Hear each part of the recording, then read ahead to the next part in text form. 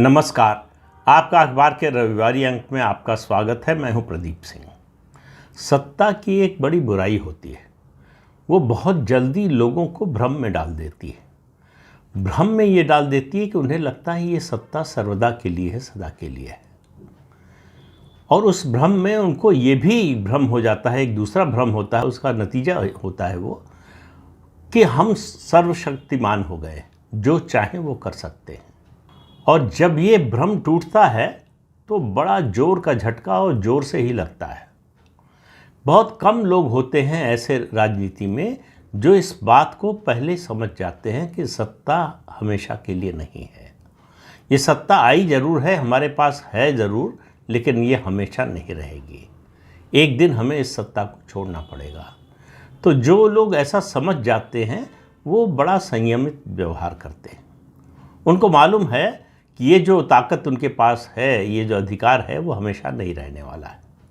लेकिन कुछ लोगों की गलतफहमी होती है, कुछ लोगों को तो ऐसी गलतफहमी होती है कि ये जन्मजात अधिकार है उनका और इससे कोई उन्हें हटा ही नहीं सकता, उनका तो जन्म ही हुआ है इसके लिए। ऐसे लोगों की बात आज नहीं करेंगे। आज बात करेंगे जो बहुत जल्दी भ्रम में आ जाते हैं। उनमें से सबसे ताज़ा उदाहरण है जगदीप धनखड़। कहाँ से कहाँ भारतीय जनता पार्टी ने पहुंचा दिया, फर्श से अर्श तक। एक गुमनाम जिंदगी जी रहे थे और वहां से उठाकर पहले गवर्नर बनाया, फिर उपराष्ट्रपति बना दिया। उनकी महत्वाकांक्षा जाग गई, नई नई मांग होने लगी। उनको एहसास हुआ कि मुझे जितना मिल रहा है उससे ज़्यादा कम अधिकार है मेरा। तो एक गांव की एक छोटी सी कहानी है, ये सच्ची घटना है, उसी पर आधारित है, बता रहा हूँ। एक विकलांग व्यक्ति था, उसकी शादी नहीं हो रही थी। उसके साथ के जितने लड़के थे उन सब की शादी हो गई थी। तो गांव वालों ने पंचायत बुलाई, कहा कि भाई ये लड़का अकेला बचा है, इसकी भी शादी का प्रयास हमको करना चाहिए। पूरा गांव लगा और आसपास के गांव में तलाश करके फिर एक लड़की के पिता तैयार हुए और उसकी शादी तय हो गई। शादी की तारीख नज़दीक आने लगी, तब उसने कहा कि मुझे दहेज चाहिए। सारे गांव वाले भड़क गए कि तुम्हारा दिमाग खराब हो गया, तुम्हारी शादी नहीं हो रही थी, शादी करवा रहे हैं, अब तुम दहेज मांग रहे हो। उसने कहा जब शादी तय हो सकती है तो दहेज भी मिल सकता है। वही हाल जगदीप धनखड़ का हुआ। उनको लगा जब मैं उपराष्ट्रपति बन सकता हूँ तो फिर और अधिकार की मांग भी कर सकता हूँ। तो उन्होंने शुरुआत की कि भाई मैं वाइस प्रेसिडेंट हूँ और वारंट ऑफ प्रोटोकॉल जो है उसके मुताबिक राष्ट्रपति के बाद उपराष्ट्रपति आता है, फिर प्रधानमंत्री। तो मैं तो दूसरे नंबर पर हूँ, प्रधानमंत्री मुझसे ऊपर कैसे। कई सरकारी दफ्तरों में हो गए और उन्होंने एतराज़ किया कि ये राष्ट्रपति और प्रधानमंत्री की फ़ोटो लगती है, उपराष्ट्रपति की क्यों नहीं। फिर उन्होंने कहा, अब यहाँ उनका जो है सत्ता में सर्वशक्तिमान होने का भ्रम जागा। उन्होंने कहा मैं रिटायर होने से पहले ये इंश्योर करके जाऊँगा कि उपराष्ट्रपति का भी चित्र लगे, भले ही इसका मुझे फ़ायदा न मिले, मेरे बाद जो आएगा उसको मिले, लेकिन मैं ये इंश्योर करके जाऊँगा। फिर वो सुविधाओं की मांग करने लगे कि जो प्रधानमंत्री को मिलती है उससे बेहतर नहीं तो उसके बराबर तो मिलनी ही चाहिए। फिर उन्होंने सरकार से शिकायत की कि उनकी पत्नी विदेश गई थी, वहाँ हालांकि वो यात्रा उन्होंने ये माना कि उनकी निजी यात्रा थी, लेकिन प्रोटोकॉल के हिसाब से एम्बेसी का कोई अधिकारी उनसे मिलने नहीं आया, उनको उस तरह की सुविधा नहीं दी गई। अब आप देखिए कैसे एक सीढ़ी कैसे चढ़ते गए जगदीप धनखड़। इससे उनका मन बढ़ा। फिर उन्होंने सदन में विपक्ष के साथ जिस तरह से किया, विपक्ष शायद जिस तरह का व्यवहार कर रहा था उसमें वो डिज़र्व भी करता था। लेकिन वो हर व्यक्ति को एक बात पता होनी चाहिए कि रेड लाइन कहाँ है, यानी लक्ष्मण रेखा कहाँ है, कहाँ जाकर रुक जाना चाहिए। ये इसको कहते हैं सेंस ऑफ प्रोपोर्शन।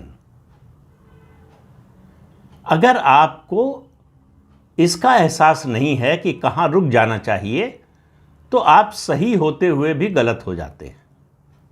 वही जगदीप धनखड़ के साथ हुआ। विपक्ष के साथ पहले हालत ये हो गई कि विपक्ष की उनसे ऐसी ठनी जैसी भारतीय जनता पार्टी से, जो सत्तारूढ़ दल है, उससे भी नहीं ठनी थी। उसके बाद उन्होंने मोर्चा खोला सुप्रीम कोर्ट के खिलाफ, न्यायपालिका के खिलाफ। उसमें वो भूल गए कि उनका जो संवैधानिक पद है वो उनको ये अधिकार नहीं देता कि सुप्रीम कोर्ट के जजेस और न्याय प्रणाली पर इस तरह की टिप्पणी करें, और वो भी सार्वजनिक टिप्पणी।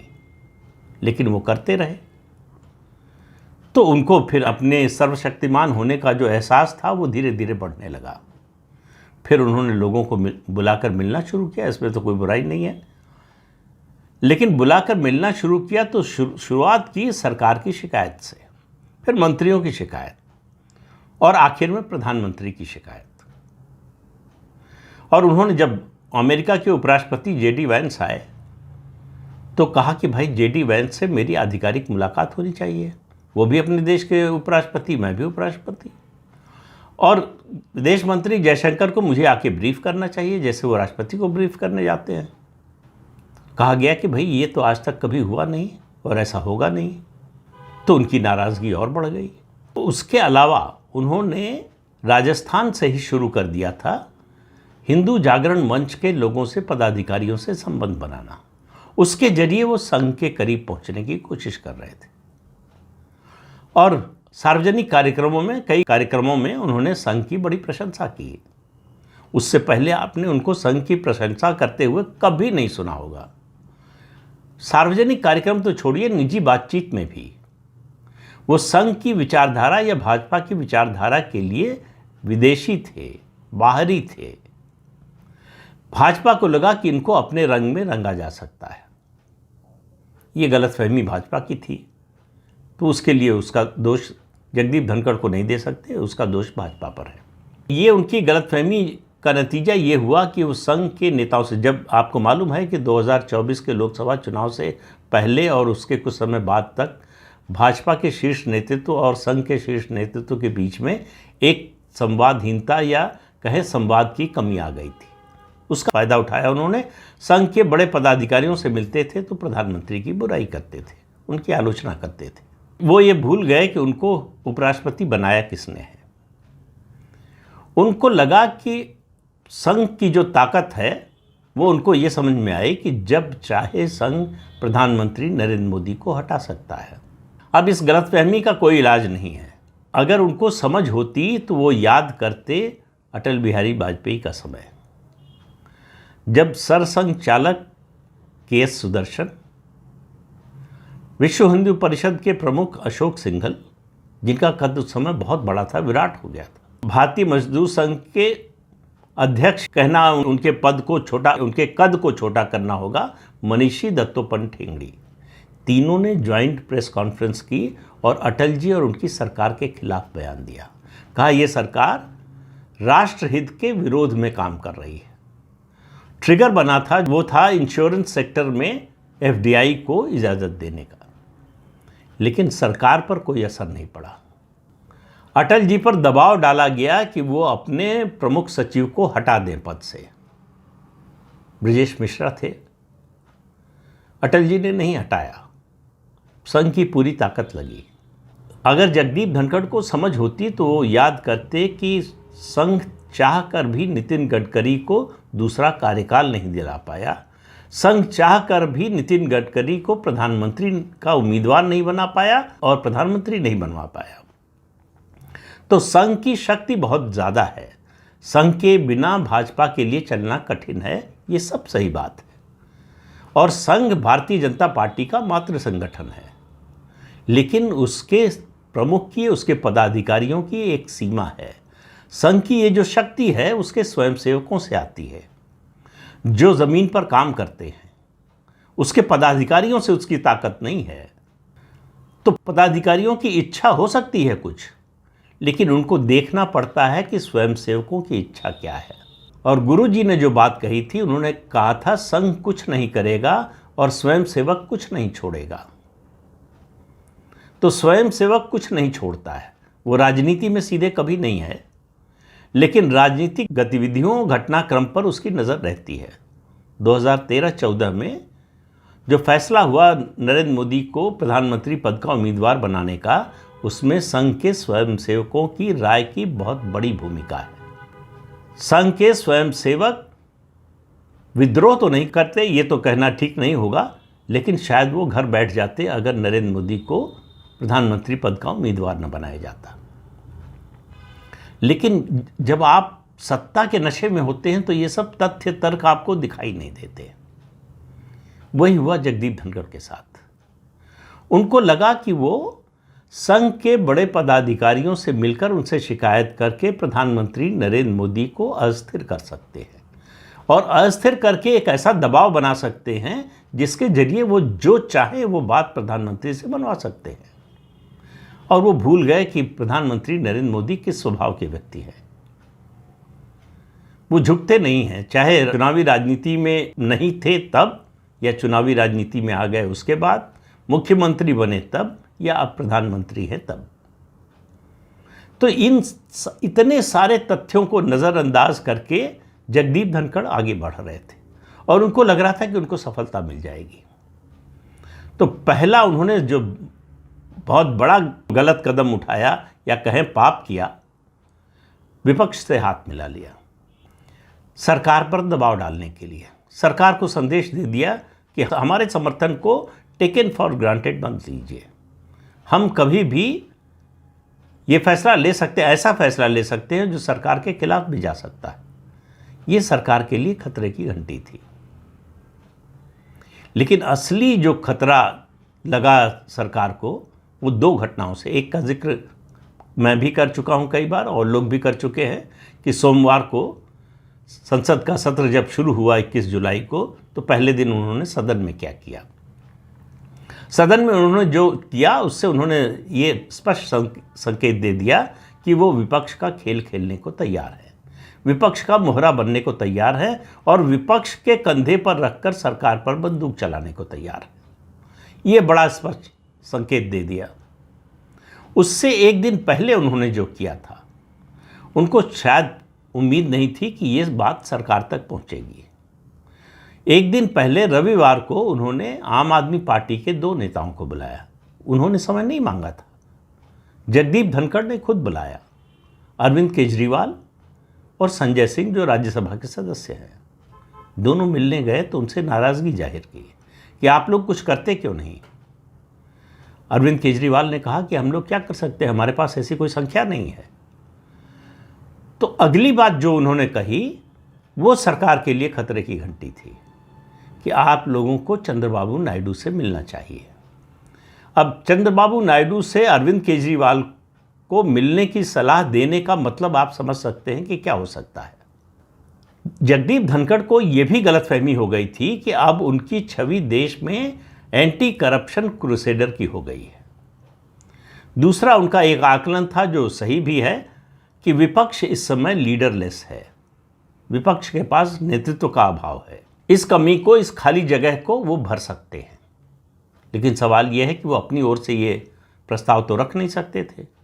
उनको कोई ऐसा चाहिए था कि जो उनकी ओर से ये बात विपक्षी दलों के नेताओं तक पहुंचाए कि जगदीप धनखड़ को अगर नेता बना लें विपक्ष का तो सरकार से मोर्चा लिया जा सकता है। हालांकि ये मेरा मानना है कि जो है वो मुंगेरी लाल के हसीन सपने जैसा था। विपक्ष का कोई भी नेता, कोई भी पार्टी जगदीप धनखड़ को अपना नेता किसी भी हालत में नहीं बनाती है। लेकिन गलतफहमी का तो कोई इलाज होता नहीं है। उनको लग रहा था कि ऐसा हो सकता है। क्यों हो सकता है? क्योंकि विपक्ष के सारे नेताओं, पार्टियों में एक तरह की हताशा थी कि मोदी से लड़ नहीं सकते और लड़ने की कोशिश करके उन्होंने देख लिया मोदी से जीत नहीं सकते। तो ऐसे में कोई, चाहे वो तात्कालिक उपाय ही हो, थोड़े समय के लिए हो, ऐसा व्यक्ति मिले, राजनीतिक घटनाक्रम ऐसा चले। और बहुत से लोगों के सामने उदाहरण वीपी सिंह का था। कांग्रेस से निकले और पूरे विपक्ष के नेता बन गए। लेकिन जगदीप धनखड़ भूल गए कि वो वीपी सिंह नहीं है। न तो उनकी वैसी छवि है, न उनका वैसा राजनीतिक जनाधार है, और सबसे बड़ी बात, न ही उनकी उस तरह की स्वीकार्यता है या हो सकती है। तो ये तथ्य सारे उन्होंने जो है नज़रअंदाज कर दिए। उन्हें लगा कि अब समय आ गया है जब मुझे प्रधानमंत्री नरेंद्र मोदी के नेतृत्व को सीधी चुनौती देनी चाहिए। लोगों से कहने लगे कि मेरा बड़ा अपमान होता है। डोनाल्ड ट्रंप ने तो ज़ेलेंस्की को एक बार अपमानित किया, मैं तो रोज़ अपमानित होता हूँ। इतने बड़े संवैधानिक पद पर बैठकर इस तरह की बात अपनी ही सरकार के खिलाफ केवल जगदीप धनखड़ कर सकते थे, या वैसा कोई व्यक्ति कर सकता है। कोई भी व्यक्ति, कोई भी नेता संवैधानिक पद पर बैठा हो या न बैठा हो, जो पार्टी छोड़ने का मन बना चुका हो या पार्टी के खिलाफ जाने का मन बना चुका हो। जगदीप धनखड़ उसी मोड में आ गए थे। इसलिए दो घटनाएं हुई। भाजपा में एक दो लोगों को लगा, नेताओं को, कि अब परिवर्तन का समय आ गया है और उनके लिए अवसर है। विपक्ष में कुछ लोगों को लगा कि अब ये सरकार अस्थिर होने जा रही है, इसके पास अपना बहुमत है नहीं, समर्थन पर टिकी है, और जो बात जून 2024 में विपक्ष नहीं कर पाया, फिर से उसका प्रयास करने का मौका आ गया है कि जो बड़े सहायक दल हैं उनको भाजपा से अलग किया जा सकता है। तो विपक्ष को लग रहा था कि इस काम में जगदीप धनखड़ उनके मददगार हो सकते हैं। एक संवैधानिक पद पर हैं, एक उनकी छवि बन गई है, और भाजपा से निकलेंगे, भाजपा के खिलाफ बोलेंगे तो उनकी बात की क्रेडिबिलिटी ज़्यादा होगी।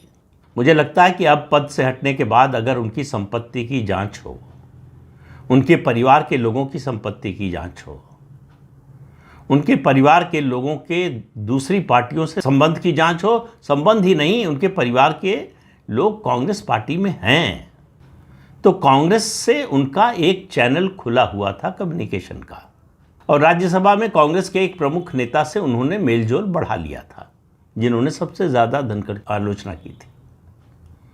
तो दोनों में अचानक नई दोस्ती हो गई। जो लोग उन्हें संवैधानिक पद के लिए एक धब्बे की तरह देखते थे, अचानक उनमें खूबी नजर आने लगी, और जिनके खिलाफ मुहिम चला रहे थे जगदीप धनखड़, उनमें अच्छाई नजर आने लगी, और जिन्होंने उनको इस पद तक पहुंचाया, उनमें बुराई नजर आने लगी। तो दरअसल जगदीप धनखड़ की विदाई का समय और घटनाक्रम इतनी तेजी से इसलिए घटा कि वो इस सरकार को अस्थिर करना चाहते थे, उसके रास्ते पर चल चुके थे, बड़ा खेल करना चाहते थे। जब तक वो अपने लिए और सुविधा और अधिकार की मांग कर रहे थे, तब तक सरकार बर्दाश्त कर रही थी कि ठीक है। ये था कि पिछले सवा दो साल 2.5 साल से ये चल रहा था, तो लग रहा था सरकार को कि 2 साल और बचे हैं, किसी तरह निकल जाए। लेकिन जगदीप धनखड़ ने फोर्स किया सरकार को कि नहीं, आप हमारे बारे में अभी और इसी वक्त फैसला कीजिए। मैंने पहले भी कहा था, आज फिर कह रहा हूँ कि उन्होंने प्रधानमंत्री नरेंद्र मोदी की निर्णय लेने की क्षमता और टाइमिंग का गलत अंदाज़ा लगाया। वहाँ वो चूक गया। उनको लगा कि अपनी ही पार्टी के द्वारा संवैधानिक पद पर बिठाए गए व्यक्ति को पार्टी हटाएगी नहीं, या हटाने का जोखिम नहीं मोल लेगी। वो अपने को मानने लगे थे कि मुझे हटाया तो भाजपा के लिए बहुत बड़ा जोखिम होगा। ये सारे कंसिडरेशंस हवा में उड़ गए जब लगा कि ये पार्टी के लिए संकट बन रहे हैं, और जिस रास्ते पर ये चल पड़े हैं वहाँ से इनको लौटाना या बातचीत की कोई गुंजाइश या समझौते की कोई गुंजाइश नहीं रह गई। वैसे भी समझौता उनसे कोई होता नहीं, उनसे समझौता करने के मूड में कतई भाजपा का आलाकमान नहीं था और न किया। वो एक ही बात पर खेल रहे थे कि भाजपा मुझे पद से हटाने का जोखिम नहीं लेगी, इसका उसको राजनीतिक नुकसान हो सकता है। उनको लग रहा था कि ये भाजपा की कमज़ोर कड़ी है, कमज़ोर नस है, इसको मैं जब चाहूँ दबा सकता हूँ। तो जब तक भाजपा चुप्पी साधे हुए थी, पार्टी का हाईकमान चुप्पी साधे हुए था, शीर्ष नेतृत्व जब तक इसको नज़रअंदाज कर रहा था, तब तक उनको लग रहा था कि उनके प्रभाव का असर हो रहा है, उनके ब्लैकमेल का मैं कहूँगा असर हो रहा है, और वो धीरे धीरे इसकी मात्रा बढ़ा रहे थे। और धीरे धीरे मात्रा बढ़ाते बढ़ाते जब वो सरकार के अस्तित्व के लिए खतरा पैदा करने के रास्ते पर चल पड़े, तो फैसला हो गया था कि अब जगदीप धनखड़ को बर्दाश्त नहीं किया जाना चाहिए। बाद में संकट बड़ा हो जाए, उसके बाद फिर उस संकट को दूर करने की कोशिश हो, इससे पहले इस विष का तुरंत इलाज होना चाहिए, और हो गया। आप देखिए, जो लोग उनके साथ खड़े नज़र आ रहे थे, जिनसे वो मिल रहे थे, शिकायत कर रहे थे, कोई उनके समर्थन में बोला नहीं है। सिर्फ कांग्रेस पार्टी है जो मांग कर रही है कि उनकी विदाई का समारोह होना चाहिए। जिसको हटाने के लिए महाभियोग प्रस्ताव लाए, पहली बार हुआ देश के इतिहास में, उसके विदाई समारोह की बात कर रही है कांग्रेस पार्टी। लेकिन न विदाई समारोह हुआ और न होगा। जगदीप धनखड़ पहले भी कहा था, ज़्यादा से ज़्यादा सत्यपाल मलिक बनने की कोशिश कर सकते हैं, लेकिन उनके लिए वो भी बनना मुश्किल होगा, क्योंकि उनके खिलाफ इतना कुछ है कि उसके बाद उनके लिए बोलना तो दूर, मुंह दिखाना मुश्किल हो जाएगा। और इस बात को जगदीप धनखड़ शायद अब तक समझ गए हों। वैसे उनको सबसे पहले समझा वसुंधरा राजे सिंधिया ने। उन्होंने बड़ी कोशिश की कि राजस्थान में वसुंधरा राजे सिंधिया के करीब हो जाएं। वसुंधरा राजे सिंधिया ने उनको पास पटकने भी नहीं दिया, और यह कोशिश वो बहुत पहले से कर रहे थे, उपराष्ट्रपति बनने के बाद नहीं, उससे बहुत पहले से कर रहे थे। तो जगदीप धनखड़ को अच्छी तरह से और सबसे जल्दी भाजपा में किसी ने पहचाना तो वसुंधरा राजे सिंधिया ने। लेकिन पूरी पार्टी ने और पार्टी के शीर्ष नेतृत्व ने भी धीरे धीरे उनको पहचान लिया। तो ये जो इंपोर्टेड माल के खतरे हैं, वो खतरा बहुत बड़ा खतरा भी बन सकता है, ये जगदीप धनखड़ ने बताया। उन्होंने बताया कि जिसका भाजपा की संघ की विचारधारा में विश्वास न हो, उन लोगों को अपने जोखिम पर लीजिए, और अगर पद देते हैं बड़ा तो जोखिम और बड़ा हो जाता है, खतरा और बड़ा हो जाता है। जगदीप धनखड़ भाजपा के लिए एक बहुत बड़ा सबक है, उसके आने वाली राजनीति के लिए, भविष्य की राजनीति के लिए। ये जो इनऑर्गेनिक ग्रोथ का सिलसिला शुरू हुआ है भाजपा में, उसके लिए कि भाई संभल कर चलिए, ठोक बजा कर लीजिए जिसको लेना है। अगर जगदीप धनखड़ जैसे लोगों को लेंगे तो उसका नतीजा भुगतने के लिए तैयार रहिए। तो जगदीप धनखड़ का मुझे लगता है कि उनका अध्याय समाप्त हो चुका है, उनको कोई पूछने वाला नहीं है। तो अपने को देश का सबसे बड़ा नहीं तो सबसे बड़े नेताओं में से एक समझने लगे थे, और सिर्फ 4 घंटे लगे नरेंद्र मोदी को ये बताने में कि उनकी असली हैसियत क्या है। तो जगदीप धनखड़ अपनी पुरानी हैसियत में पहुंच गए हैं, पुनः मुझको भव, और उससे उनको अब कोई निकाल नहीं सकता है। तो ये है कहानी जगदीप धनखड़ की, उनके फर्श से अर्श पर पहुंचने और फिर अर्श से फर्श पर पहुंचने की। तो इस अंक में इतना ही, अगले अंक में फिर मिलेंगे किसी नए मुद्दे के साथ। तब तक के लिए अनुमति दीजिए। आपसे अनुरोध है कि चैनल देखिए, शेयर कीजिए, लाइक कीजिए और सब्सक्राइब जरूर कीजिए। नमस्कार।